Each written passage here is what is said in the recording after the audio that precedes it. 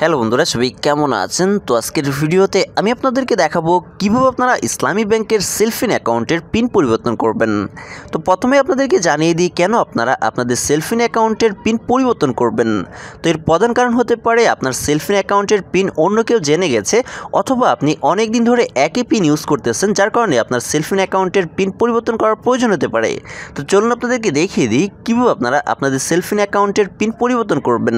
তো এই জন্য আপনাদেরকে যে কাজটি করতে হবে, আপনারা আপনাদের ফোন থেকে আপনাদের সেলফিন অ্যাপটি ওপেন করবেন। সেলফিন অ্যাপটি ওপেন করার পর প্রথমে আপনারা আপনাদের বর্তমান যে পিন নাম্বারটি আছে এই পিন নাম্বারটি দিয়ে সেলফিন অ্যাকাউন্টে লগ ইন করে নেবেন। তো আমার বর্তমান যে পিন নাম্বারটি আছে এই পিন নাম্বারটি দিয়ে আমি আমার সেলফিন অ্যাকাউন্টে লগ ইন করে নিচ্ছি।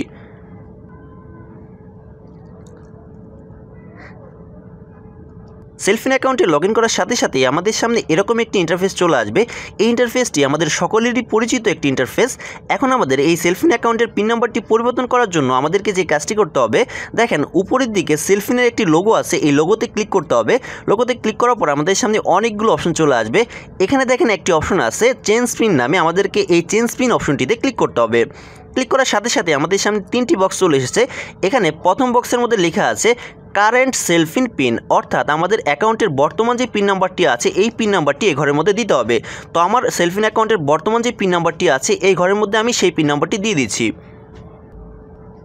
এবং এখানে 2 নম্বর ঘরের মধ্যে লেখা আছে নিউ সেলফিন পিন, অর্থাৎ আমরা আমাদের অ্যাকাউন্টের নতুন যে পিন নাম্বারটি সেট করতে চাচ্ছি এই 2 নম্বর ঘরের মধ্যে সেই নতুন পিন নাম্বারটি এখানে দিতে হবে।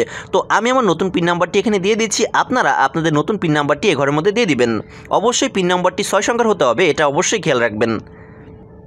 এবং সবার নিচে 3 নম্বর ঘরের মধ্যে লেখা আছে কনফার্ম পিন, এই ঘরের মধ্যে আমাদের নতুন পিন নাম্বারটি আবারও এখানে সঠিকভাবে বসিয়ে দিতে হবে। তো আমি আমার পিন নাম্বারটি আবারও এখানে সঠিকভাবে বসিয়ে দিচ্ছি। এখানে 3টি ঘরের মধ্যে সঠিকভাবে পিন নাম্বারগুলি বসানোর পর এখন আমাদেরকে সাবমিটে ক্লিক করতে হবে। সাবমিটে ক্লিক করার সাথে সাথে আমাদের পিন নাম্বারটি পরিবর্তন হয়ে যাবে। তো আমি এখন সাবমিটে ক্লিক করে দিচ্ছি। সাবমিটে ক্লিক করার পর আমি দেখতে পাচ্ছি pin successfully change, please log in.